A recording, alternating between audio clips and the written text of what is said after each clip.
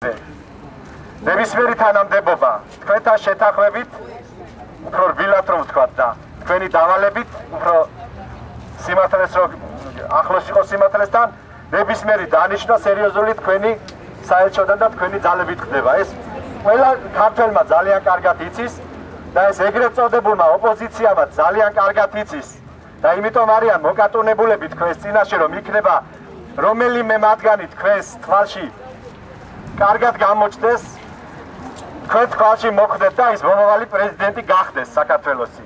აი ესე შემოყურებენ თქვენ ეგრეთ წოდებული ოპოზიციის წევრები და ელოდებიან თქვენგან თანამდებობებს, რომლებზეც ისინი ბავშვობიდან ოცნებობენ.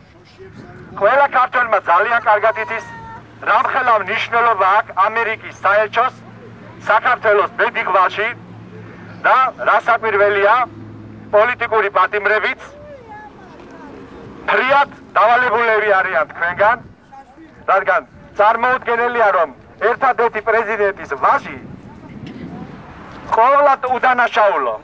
ჩვენ არანაირი ხმის ამომღებლები არ ვიქნებოდით, რომ ჩვენ სრულიად არ დავსწრებოდით სასამართლოს, სრულიად საქმის კურსში არ ვიყოთ ბრალდებაზე და ძალიან წარმოუდგენელია ის ამბავი, რომ თქვენგან დამოუკიდებლად სააკაშვილს ესე უბრალოდ აეღოს და დაეპატიმრებინოს საქართველოს ერთადერთი ვაჟი, აი ესე უბოდიშოთ და ყოველნაირი ბრალდების და დანაშაულის გარეშე.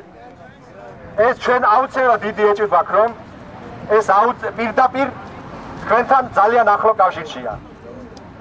არავისთვის არაფერი საიდუმლო არ არის და ჩვენ ზუსტად იმიტომ ვართ ამერიკის საელჩოსთან, რომ შეგახსენებთ კიდევ ერთხელ, რომ ჩვენ ყველაფერი კარგად ვიცით. როგორც თავის დროზე მოსკოვის გარეშე არ ინიშნებოდა საქართველოში არანაირი თანამდებობაზე პიროვნებები და უფრო მეტიც არ ემატებოდათ ჩინი სამხედრო პირებს იქნებოდა და პოლიციის მილიციელებს, ასევე დღესაც ამერიკის საელჩოს გარეშე ვერ დაინიშნება ვერავინ, არჩევნებში ვერავინ იქნება მისული ვერანაირი კადრი თქვენი ხედასმის და თქვენი მოწონების გარეშე. ეს ჩვენ ძალიან კარგად ვიცით და იმიტომ არის ჩვენი აქციები მიმდინარეობს უკვე თვეების მანძილზე თქვენ საელჩოსთან. არ არის პირველად ეს აქციები, ეს ადრე ძველ საელჩოსთანაც მიმდინარეობდა ჩვენი აქციები და ეხლაც მიმდინარეობს და იქნება ყოველთვის. მანამ არ მიხვდებით და არ წამოხვათ კომპრომისზე, არ შეეცდებით ჩვენთან ნორმალურ კავშირზე და ნორმალურ ურთიერთობაზე. ჩვენ ძალიან კარგად გვესმის, რომ რასაკვირველია უნდა იყოს ურთიერთ ინტერესების გათვალისწინება.